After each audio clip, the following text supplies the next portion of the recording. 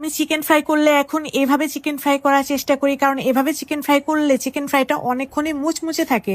তো আপনারা যদি এই পদ্ধতিতে চিকেন ফ্রাই করেন তাহলে আপনাদের চিকেন ফ্রাইও অনেকক্ষণ পর্যন্ত মুচমুচে থাকার একটা সম্ভাবনা থাকবে। চিকেনের ভেতরে দিয়ে দিয়েছি আমি একটা ডিম, সেই সাথে এখানে দিয়ে দিয়েছি লাল মরিচের গুঁড়া, একটু জিরা গুঁড়া দিয়েছিলাম, সয়া সস, ওয়েস্টার সস, লবণ, আর দিয়ে দিয়েছিলাম টমেটো সস। এই সবগুলা দিয়ে চিকেনটাকে এখন খুব ভালোভাবে মাখিয়ে নেব।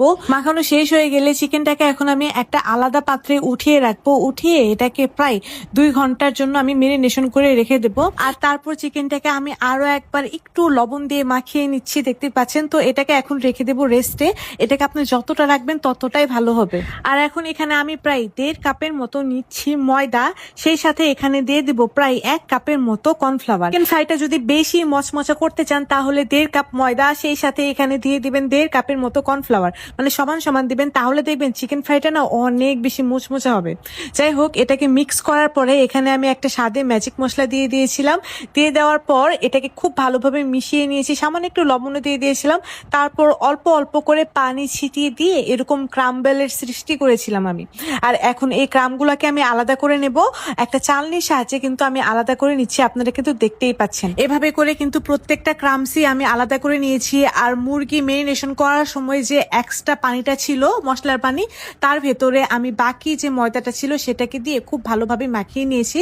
এখন আমাদের মেরিনেশন করা চিকেনটাকে দিয়ে এটাকে খুব ভালোভাবে মাখিয়ে নেব। এই কোটিংটা যত ভালোভাবে মাখানো হবে ময়দার সাথে, মানে চিকেনটাকে, ততটাই কিন্তু এই ক্রামস গুলা চিকেনের সাথে জোড়া লাগবে। তো এখন এই ক্রামস গুলা যেগুলো আমরা বানাইছিলাম সেগুলোর ভেতরে চিকেনটাকে দিয়ে একটু চেপে চেপে নেব।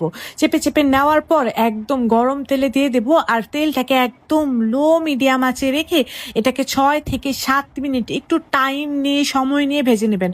যখন এটাকে টাইম নিয়ে সময় নিয়ে ভাজবেন, এটা দেখবেন যে একদম ভেতর পর্যন্ত পুরাপুরি হয়ে যাবে। আর এটা ভেতর পর্যন্ত হলে অনেকটা জুসি হবে এবং খেতেও অনেক বেশি মজা লাগবে। তো আমি এভাবে করে প্রায় প্রত্যেকটা মুরগির মানে চিকেন পিসই ভেজে নিয়েছি।